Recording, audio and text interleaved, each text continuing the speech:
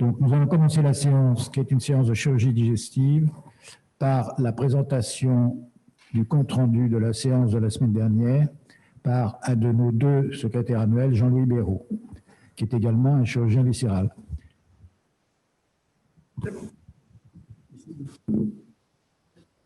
Monsieur le Président, Monsieur le Secrétaire général, mes chers collègues, Maxime Ross étant absent, je vais présenter ce qu'il a préparé sur la séance précédente.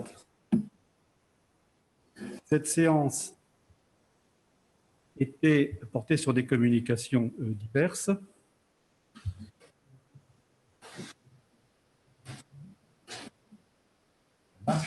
Le son marche ou pas? Vous ne l'avez pas? Jean-Pierre Rosenbaum a d'abord parlé de la chirurgie de la cataracte avec l'évolution technologique des implants oculaires multifocaux. Peut-on se libérer des verres correctement? On recense 700 000 cas de cataracte en France par an, un cinquième à 65 ans, un tiers à 75 ans. Le premier traitement a été initié par Jacques Daviel en 1741. Il est devenu ensuite l'oculiste du roi Louis XV. Dans les années 70, c'était pratiqué une extraction totale avec une incision de 13 mm. De nos jours, l'incision est inférieure à 2 mm grâce d'une part à la phacoémulsification et au développement d'implants pliables mis en place par injection. Les implants multifocaux peuvent être réfractifs et diffractifs, plusieurs foyers, loin, intermédiaires ou près. La mise en place de ces derniers nécessite une parfaite compréhension de la part du patient, car il s'agit d'un compromis à étudier avec lui. L'avenir sera probablement au développement d'implants avec accommodation active. Question, Albert-Claude Benamou. Dans quelle mesure l'ophtalmologie française participe-t-elle aux œuvres humanitaires? Nous avons une manifestation en ce sens prévue avec la Fondation de l'Académie. Nous pouvons connecter avec l'Indian Ophthalmology Society que nous assistons dans leur développement. Philippe Marr, le risque infectieux est-il plus élevé qu'en France? Réponse, nous administrons des antibiotiques en fin d'intervention, mais l'œil se défend très mal s'il est infecté. L'endophthalmie est donc un problème plus important dans les pays émergents. Ensuite, Maxime Vallée de Poitiers et Gabriel Seydoun ont parlé de l'impact de la Covid-19 sur la santé mentale et la formation des jeunes chirurgiens. Une étude observationnelle prospective a été réalisée entre avril et mai 2020 visant à évaluer l'impact de la pandémie chez les internes en chirurgie. Les différentes analyses ont montré une corrélation entre infection et manque de matériel, 35% de syndrome anxieux, 40% de dépression, 43% d'insomnie. Les marqueurs retrouvés sont la consommation d'alcool et de tabac, l'insuffisance d'équipements et de formation spécifique. Il existe un réel problème sur le niveau de formation chirurgicale apporté au vu des déprogrammations massives. Se pose la question d'un semestre additionnel pour les promotions qui ont eu à faire face à la pandémie. Le e-learning se développe bien, mais il faut pouvoir apporter une réponse à la formation pratique. Question, Albert-Claude Benamou, un commentaire. Le co-enseignement mentionné par des étudiants participant au tutorat permet de créer une communauté apprenante et pas seulement de se retrouver face à un sachant sans interactivité. Hubert Joannet, le taux d'infectieux en début d'épidémie est considérable.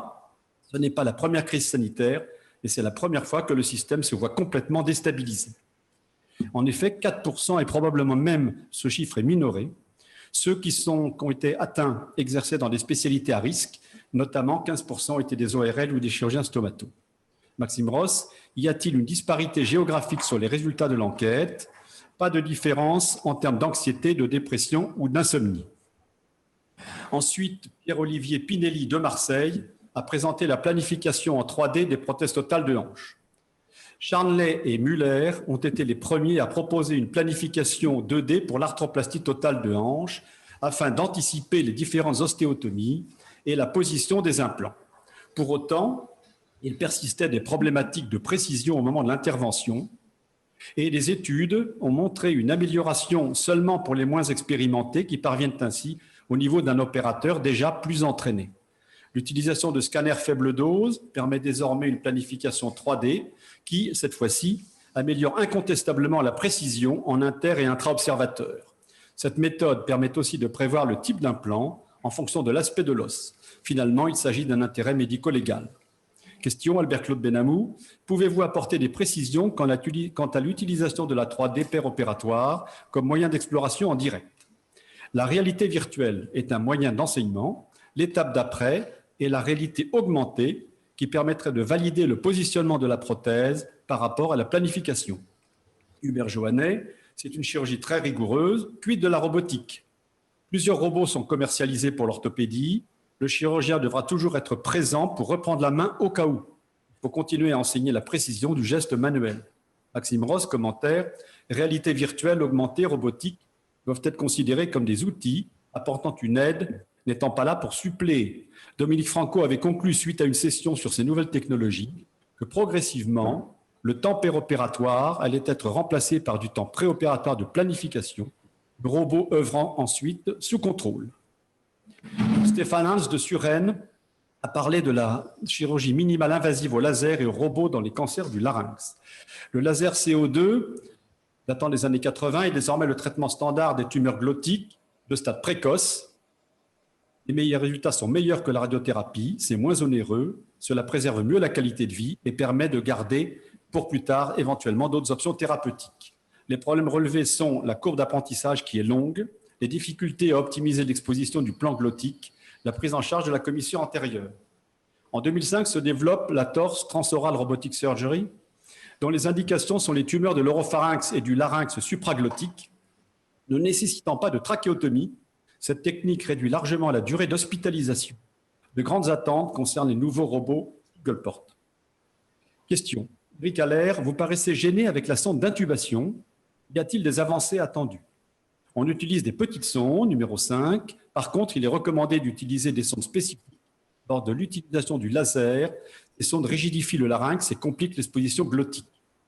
Albert-Claude Benamou, faites-vous une adaptation en fonction de la taille des organes? Vous évoquez les difficultés de formation et de courbe d'expérience. Est-ce pareil pour les deux techniques? Nous avons besoin d'avoir à disposition plusieurs types d'endoscopes et la technique robot est certainement plus facile à apprendre que la technique laser. Jacques Hubert, concernant votre retour d'expérience avec le robot, avez-vous l'impression d'avoir gagné en habileté? Les instruments sont devenus plus gros, mais ils ont gagné en flexibilité, ce qui permet de réaliser des interventions plus complexes. Hubert Joannet, il s'agit de chirurgie difficile et les instruments ne paraissent pas complètement adaptés. Il semble qu'il y ait, comme en chirurgie pédiatrique, un problème de marché. Ne pourriez-vous pas vous associer à d'autres spécialités pour un développement d'instrumentation plus spécifique? La chirurgie ORL représente 2 à 3% du marché de la robotique. L'avenir sera peut-être plus à des robots dédiés aux différentes spécialités. Dernière communication présentée par Ronald Virag à propos d'un travail de Gérard Swank de Béziers, mis au point sur l'anatomie clitoridienne. Gérard Swank, qui a été pionnier de la sexologie scientifique, a théorisé la fonction érotique. Après les premières évocations du clitoris au XVIe siècle, le niveau de description s'obscurcit au XIXe, lorsque Freud le qualifie de pénis avorté dans sa théorie psychanalytique. On note deux grands débats, l'incertitude anatomique, mais aussi la stigmatisation de cet organe. La controverse la plus récente vient d'une gynécologue australienne, Madame O'Connell, qui décrit en 1998 un aspect du clitoris qui est erroné, hyperclitoris, car l'anatomie, la taille est beaucoup plus importante que la réalité. Ceci va être repris sous différents formats, médiatisé, en lui donnant finalement un aspect phallique.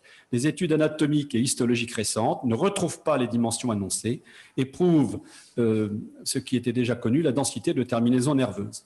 Il faut rompre une vision idéologique et se concentrer sur une vision anatomique et scientifique. Jean-Pierre Rosenbaum, commentaire, vous avez évoqué Marie Bonaparte avec notamment la problématique qu'elle avait à l'égard du clitoris. Elle a inspiré le sculpteur Brancusi en servant de modèle symbolique à la princesse X. Albert-Claude Benamou, on parle de Viagra féminin, est-ce une réalité? Comment cela fonctionne-t-il? Pfizer a financé des études pour réaliser des échographies des artères clitoridiennes. Cela n'a pas fonctionné. Le traitement qui marche concerne la dysfonction érectile post-ménopausique, associant traitement hormonal substitutif et testostérone. C'est un équilibre général qui est neuro-hormonal. Richard Villet, très bel exercice de phylogénèse sur le développement du clitoris, mais vous ne parlez pas d'ontogenèse et d'embryologie comparée. Initialement, les deux sexes sont identiques. Que pensez-vous du développement des hypertrophies clitoridiennes ou des pseudo-hermaphrodites? Selon les théories de l'embryologie, les deux organes sont relativement identiques. Réponse. Après le stade indifférencié, c'est un gène qui va entraîner la féminisation de l'embryon. Il forme de façon active le clitoris avec notamment son angle droit, ainsi que la forme de la vulve. Notons que le positionnement entre clitoris et vulve est spécifique à l'espèce humaine, ces deux organes étant plus rapprochés étant plus distants que dans les autres espèces. Je vous remercie. Merci beaucoup, Jean-Louis Béraud. S'il n'y a pas d'opinion contraire, nous adoptons ce compte-rendu de la séance précédente.